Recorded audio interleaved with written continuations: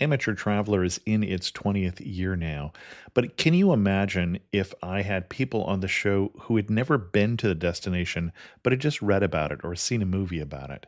That wouldn't make any sense at all, and you wouldn't listen.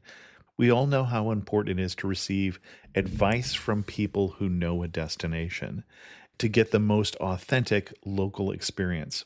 And a great option for experiencing this is Explore Worldwide and their authentic small group adventures, led by local tour leaders, perfect for solo travelers who want to meet like minded people with a desire for adventure. I'm often an independent traveler, but two of my last three trips were with small group tours because they organize everything and it's a lot easier. If you want to recreate the tour I did to Malta, they have a Malta and Gozo Discovery Tour. I'm intrigued by one of their tours called A Taste of Sicily. The company again is Explore Worldwide, and visit exploreworldwide.com to learn more. And thanks to Explore Worldwide for sponsoring this episode of Amateur Traveler. The nights are long, the days are short, and the weather is chilly to downright cold, depending on where you are. It's a good time to slip into a Quince iconic Mongolian cashmere sweaters, which start at only $50. You can treat yourself to everyday luxury at an affordable price with Quince. If you really want to dive into luxury, you can check out their leather handbags, washable silk shirts, and European linen sheet sets. Whatever you're looking for at Quince, all the prices are 50 to 80% less than similar brands, and they do that by partnering directly with top factories and cutting out the middleman. They only work with factories that use safe, ethical, and responsible manufacturing processes. And of course, they use premium fabrics and finishes for that luxury feel in every piece. But you've already heard me rave about my Quince travel pants. Treat yourself this winter without the luxury price tag. Go to quince.com/traveler for 365-day returns plus free shipping on your order. That's QUINCE.com/traveler to get free shipping and 365-day returns. Quince.com/traveler. And thanks to Quince for sponsoring this episode of Amateur Traveler. Got my bags packed, I'm on a roll. I'm heading out there, and I'm ready to go. Amateur Traveler, episode 126. Today, the Amateur Traveler goes to Malta. Learn about ruins, pastries, and what little surprises may be found in the sand on that beach. Today on the Amateur Traveler. More cafe. I know that I should be heading home, but maybe not today. Welcome to the Amateur Traveler. I'm your host, Chris Christensen. Before we get into the interview, I have two news stories for you today. The first news story may be good news for those of you who pack light. It's yet another story about airport security, but this time just a little different. Salt Lake City International Airport is trying to get travelers through security checkpoints faster. Travelers are being divided into three groups depending on the number of carry-on bags you have, whether they have kids and other factors. The head of the Transportation Security Administration says the idea is to separate large groups or heavy packers from those who can move through the lines quickly. There was no mention made of having a separate line for the clueless, which might also help. And then from a good news story to a bad news story. For any of you who may have been married in the Dominican Republic since July of 2007, particularly 200 British and Canadian couples, I hope you had a nice time. I hope it went off without a hitch, but unfortunately it may have. You may not actually be married. Investigators have uncovered what they suspected is a wedding scam involving more than 200 British and Canadian couples who paid hundreds of dollars for Dominican marriages that were never officially recorded. 4 people have been detained, all employees of the Central Electoral Board that oversees civil marriages. No charges have yet been filed. They're trying to figure out what to do in terms of getting you the paperwork you really need. More information on both of those stories can be found in the show notes at amateurtraveler.com or on the blog tripinator.com. I'd like to welcome back to the show Linda Martin from the Indie Travel Podcast. And Linda has come to talk to us about a more obscure location, but not that far away from places we've talked about, which is the Isle of Malta. Welcome back to the show, Linda. Thanks, Chris. And since I've already had at least one conversation today, and it's only 8 o'clock my time in the morning, about where is Malta, can you tell us where we're talking about first? Because I think once you get past the Maltese Falcon and possibly the Knights of Malta, many people don't know anything about the place. No, I certainly didn't know anything about it before I went to live there for 6 months. But yeah, Malta is basically just south of Sicily, I think it's about 37 kilometers south of Sicily. Oh, I didn't realize it was that close. Okay. You can get there, there's a ferry, it's about a 3-hour ferry, but it's pretty direct. Mm-hmm. And it's not a very big island. No, it's really, really small. Malta is made up of 3 main islands, which is Malta, Gozo, and Camino, and all of them together are considerably smaller than my city of Auckland. So it's a very small country. So how did you end up in Malta, first of all? Well, we worked for a language school when we were back in Auckland, and we wanted to travel, as you know, because we really love to travel. But we didn't really want to go where everyone goes, which is England and Australia. So we thought we'd spend 3 months somewhere else and then head over to the UK. We had a wedding that we were going to go to, which didn't actually eventuate, but it doesn't matter. So we were kind of looking at options. We're thinking about Asia. And then I looked on our company website, and they were advertising for teachers to go to Malta. I said, Craig, let's go to Malta. He's like, where is Malta? And I don't know. Let me just check. So, and then, yeah, so we decided to go. We didn't you decided you wanted to go to Malta before you even knew where Malta was? Yeah, basically, yeah. I mean, it's I knew it was in Europe, but it was basically the whole idea of let's go somewhere that no one goes. No one even knows where it is. Interesting. What was the highlight of Malta? There's a lot. I think the history of Malta is the most amazing thing. I didn't know when I went there, but in Malta actually on Gozo is the oldest freestanding structure in the world, which is Gigantea. It was built, apparently it was built by giants, but it was built by these prehistoric people. And it's just amazing to think that there have been people living there for thousands and thousands of years, when being from New Zealand, there's only been people living there for less than 1,000 years. Mm-hmm. So I think that was probably the highlight, going there and seeing some of the other temples like the Hypogeum, which is a whole underground complex of kind of a temple. Absolutely amazing. Interesting. And what was the biggest surprise about going to Malta? Well, I knew that it was small when I went, but I didn't know how dry it was going to be. And Craig and I really liked to play frisbee, but there were no gardens. There were no kind of open lawns or anything like that where we could have a throw around. So that was a really big surprise. Because it's mostly rainwater then that's providing water for Malta? Yes, I think so. I don't think they have their own water source. If someone goes to Malta, what should they see? Let's start with that. Definitely the historical things. You can't go to and not see the Gigantea temples. I mean, that would be just terrible. The Hypogeum is worth seeing, but you need to book in advance. So if you're just going for a few days, you should look online and book it, because they only let in 10 people every hour. Oh, my. And they're in for kind of 8 hours a day. So they're really trying to protect it because it's a very valuable historical site. So you need to book that in advance. If they're only letting in 10 people a day, how much tourism is Malta getting? Malta's major industry is tourism. Well, that's what I thought. Okay. Yeah, well, it's 10 people an hour. So, 10 people an hour. Okay. Yeah, they're basically just trying to keep this really protected. Wow. There's lots of other things you can see, but if you want to see this, you've just got to prepare in advance, that's all. Interesting. And other sites to see? There are lots of temples if you're interested in them. Otherwise, relaxing on the beach would be the major thing to do. Okay. And you talked about the 3 islands. You're getting back and forth by ferry, I assume? Yes, yeah, there's a ferry and it's not very expensive. And the islands are close together? They are. I think it's about a 45-minute ferry journey from Malta to Gozo. Okay. To get to Camino is a little bit more difficult because it's not really on the beaten track, although there's a hotel on the island. So if you want to see it, then it's quite easy to get to. I think the hotel has a ferry boat that runs. And you talked about the history of Malta. There's many different layers of history in Malta. Yeah. Are there things left over from the Greco-Roman times and from the Knights of Malta? You know, what all is highlighted by the tourism industry?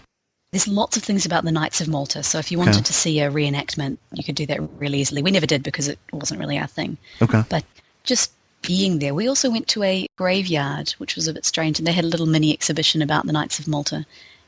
So there's lots of things you can see about history. They really do publish that. They make it quite easy to get to. It's quite accessible. In local publications? Probably going to Valletta. If you went to Valletta, which is the capital, just walking around, you'd run into history everywhere you look. Okay. What were you using as resources? Obviously, you were working there part of the time, but for your time off, what were you using to figure out what to see? Well, we had a guidebook, We had the Europe on a Shoestring book from Lonely Planet. I mean, it only had 4 or 5 pages, so we had a quick flick through that to see what there was to do. We didn't actually do that much while we were there for the first 6 months. We kind of went for walks and went into Valletta. We joined the library and kind of went how we felt like it. Because we were living there, so it was kind of like going to see your own neighborhood. We just kind of went with what we felt like doing that day. So, living as a temporary local in Malta, tell me about the Maltese. Was that the correct term? Yeah, Maltese. We found the Maltese quite interesting because we weren't expecting them to be quite so rude. Oh. They're very...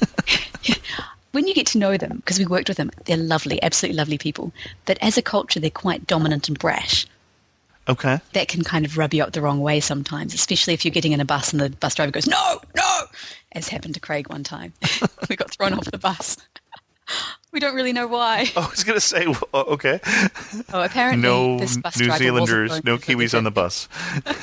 Well, apparently this bus driver wasn't going to Valletta, but we didn't want to go to Valletta, so it was a bit of an interesting experience.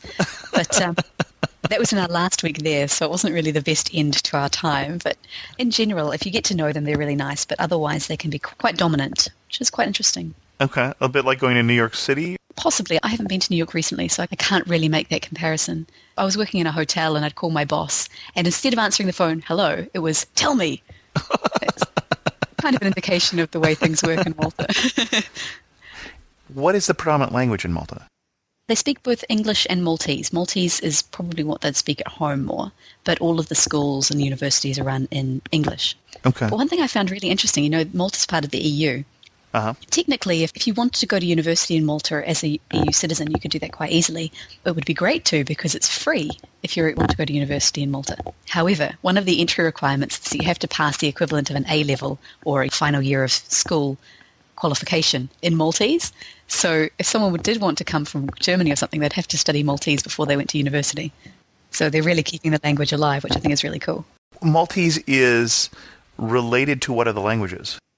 It's kind of a mix of English, Arabic, and Italian, which isn't surprising given Malta's location between Italy and North Africa. Did you pick up Maltese while you were there? No, you don't actually come across it that much because if you speak English, then you'd speak English to everyone.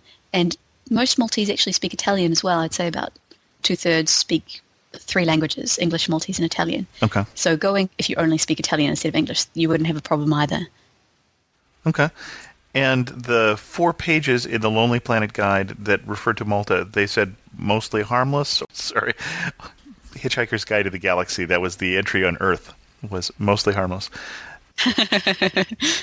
Let me try that one again. It doesn't work if even the guest doesn't get the jokes. So the entry in the Lonely Planet guide on Malta, obviously they're giving you a fairly short amount of information. Were there things they were leaving out that you later on I wonder why they didn't include this? I think the 4 pages was enough. I had a look at my friend's copy of the Malta and Gozo Lonely Planet, and it was just so full of stuff. It was packed. I read through it, and it was boring because there was too much information. So I think what they had in the 4 pages of the Lonely Planet, Europe on a Shoestring, is exactly what you need. Okay. So I don't think they really included anything or left anything out particularly. They gave you a good overview of what was happening. When you say boring, was the other guide including places that they were recommending to seeing that you thought were a waste of time? I just think it was too minute. They talked about absolutely everything. That's the kind of guides I like. Oh, really? No, I got bored because I like to read everything in my guidebooks, and I was reading through it just going, okay, so you've got 18 hotels for this one region, and this country is smaller than my city. I wouldn't want this much information about Auckland, so why do you have it about Malta? If you like that kind of thing, then go for it, but I think just the 4 pages was enough for me, because I like to discover things myself. Okay. If you're in Malta, what should you eat to get the full Maltese experience? Well, you should definitely go to a pasticceria, which is a hole-in-the-wall pastry house, and get pastizzis. They cost about 25 euro cents, and they're basically a small pie made of phyllo pastry filled with ricotta cheese. You can also get one filled with peas, and they are so good. Oh my goodness, they're so good. When we left Malta this last time, I was almost crying because I wasn't going to have a pastizzi for a while. They're so good. Oh my goodness. In general, Maltese food isn't that great, but pastizzis, very good. I would expect a lot of seafood in Malta. Am I off base here? There is some, What's the main diet then? We didn't eat out all that much because we were on a big budget, but it's pretty similar to what you'd eat in Italy. There's a bit of pasta, a bit of seafood. Okay. Quite varied. It's nothing very, very unique. If someone was coming to Malta not for 6 months, but for a week, is there an itinerary you would recommend? Spend this much time here and this much time there? The best thing to do would be just to base yourself in one place because Malta is so small that it's not really worth trying to travel around. So get a hotel in one place, do either a day trip or an overnight trip to Gozo, see Valletta, and make sure you see some of the historical sites like the Hippodrome and the Gigantea temples on Gozo. Okay. If you can get there Easter is amazing because Malta is predominantly Roman Catholic, and there are actually 360 or so churches in Malta, which is quite a lot considering the square kilometre of it. So many of them must be very small. Yeah, some of them are quite small, but they all seem to have a congregation. Sure, because Malta is really, really quite religious as well. But at Easter time, they all have processions and festivals and all sorts of things. Also, there's usually a festa almost every week, which is a celebration of the specific saint of the region. Sure. So we lived in St. Julian's, which is quite a nice region in Malta. One week there was the St. Julian's Festival. It was really nice. All these kids came out and sang songs and danced, and yeah, just really nice. To get around, I'm assuming you're not renting a car to get around someplace that small, so you're just getting around on the bus when the bus drivers let you on? Oh, yeah. Actually, the bus network in Malta is so cool. I absolutely love the buses. That's one thing you've got to see, and you'll take photos of them because the buses, they're ex-UK buses, and some of them were built in the 1960s. They're all yellow with orange stripes, and they're all completely different. No two buses look the same. And it's quite cheap to get around. I think, I can't remember the conversion, it was 20 Maltese cents, which is probably about 50 euro cents. They've just converted to the euro this year, so when we were there, it was always in Maltese lira. And of course now it's euro, which is highly convenient for travellers. Sure. But yeah, the bus network is quite extensive. However, if you are getting around by bus, most buses originate in Valletta and go out. So, for example, when we wanted to travel, we'd have to go from our place in St. Julian's into Valletta and then out again. Okay, it's a hub and spoke system. Okay. Yeah. Okay. But there are a couple of direct buses, like the one that goes straight to the ferry terminal to get to Gozo. It's a bit more expensive. One option is that you can get a day pass, which isn't too expensive, and it can be really worthwhile. You spend a lot of time lying on the beach. Favorite beach in Malta? Malta's beaches, actually, there aren't that many beaches in Malta. Okay. It's really rocky. Okay, that's what I thought. Yeah, it's really rocky. And the beach that we always went to, because it was close to our home, was St. George's Bay. And it has sand which was imported from Jordan. What was interesting about this beach was the sand that they'd imported actually was full of scorpion eggs. But luckily, they didn't hatch. Otherwise, there would have been a big problem. But we'd usually go there. And it was... we never got bitten, so don't worry. But we really liked that beach because we were there before this tourist season. We liked going there before the tourists arrived. But then after the tourists arrived, it was just packed all the time. So we didn't spend that much time there. And we tend to go to the rocky beaches where the locals were. If you go in tourist season and you want to avoid the crowds, a favorite place to go? I'd say just look out for where the tourists wander around the coast, and there are quite a lot of rocky areas, and you'll see the locals swimming. Okay. Favorite photograph you took in Malta? Favorite picture or view? Oh, we've got a great photo looking down onto Spinola Bay. There's me and Craig, and in the background you can see some of the Maltese boats and the road curving around. Got a little bridge with a statue that has love written on it upside down, so when it reflects into the water, you can see love in the water, so it's quite a nice photo, that one. Oh, funny. Favorite day in Malta? Favorite day?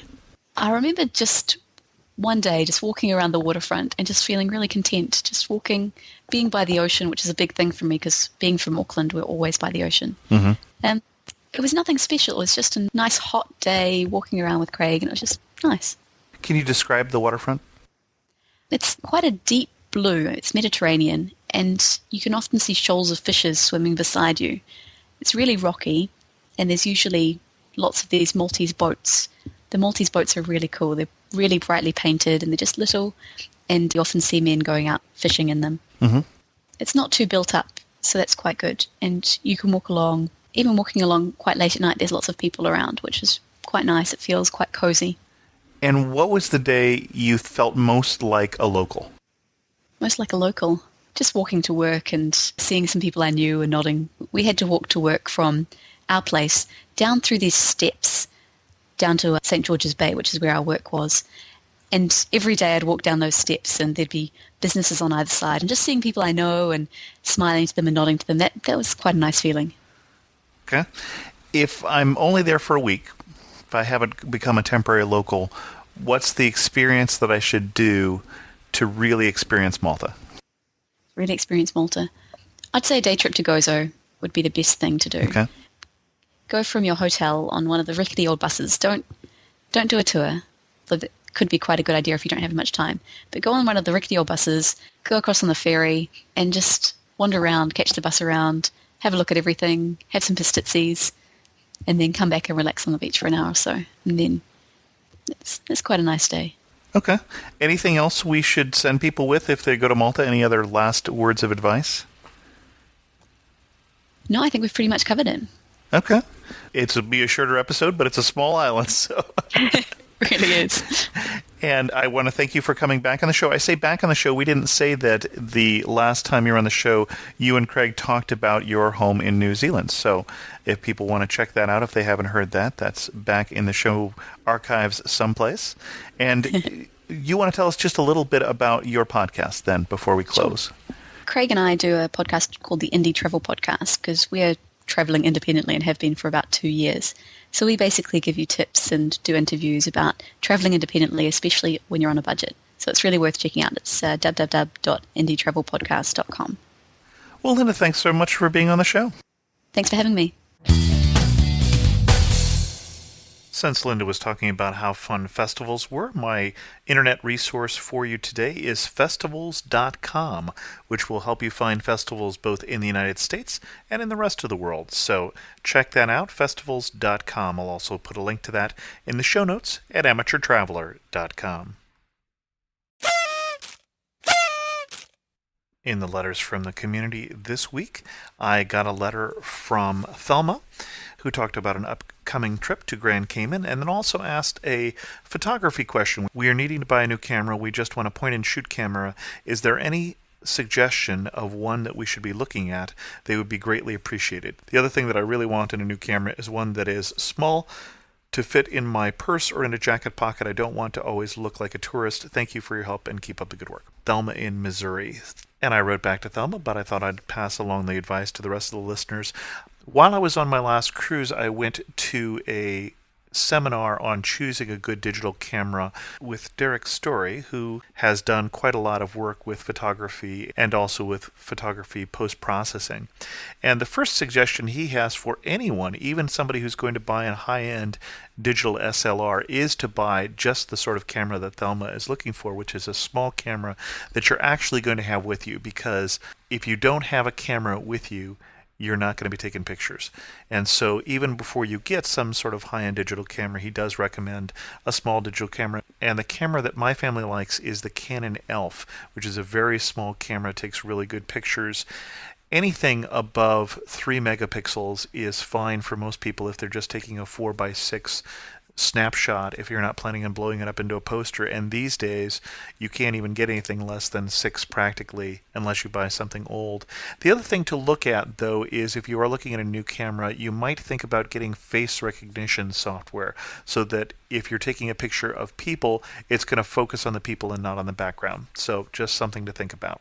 And I'll put a link in the show notes to the current model of the camera that we have, which actually, when I was writing to Thelma, was on sale at Amazon.com. I got an email a while back from Nick, who said, I just wanted to say thank you for your podcast. I really enjoyed the time you take to tell everyone about traveling. I was listening to the show this week, which was about Belize, Guatemala, and Honduras. As I said, this was a while back. I have a very special place in my heart for Belize. One of my best friends did service work in the country at the prison for a couple of years, and I went on 3 trips down to visit him. In the podcast, I heard some comments about the food in Belize, and I recently completed a blog post about how to save travel dollars while traveling, and I encouraged people to go south to Belize.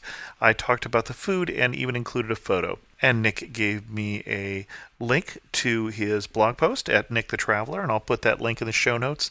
I'll have to say, the picture you included there, Nick, of the fish with the fish head, not so much for me, but thanks for sending that. And with that, I think we'll start to bring this episode of the Amateur Traveler to a close. Please check out the Travel Wiki, which has gone up since the last show. If you have travel information you want to add to that, that would be terrific. If you want to contact me, feel free to drop me an email at host@amateurtraveler.com or go to amateurtraveler.com/contact, and you can find the call-in number to leave a comment for the show, as well as a button you can press, and I'll call you back. And you can leave a voicemail that way also. So there's just no excuse to not get in touch. As always, thanks so much for listening. Got to see one more cathedral. Got to sit in one more cafe.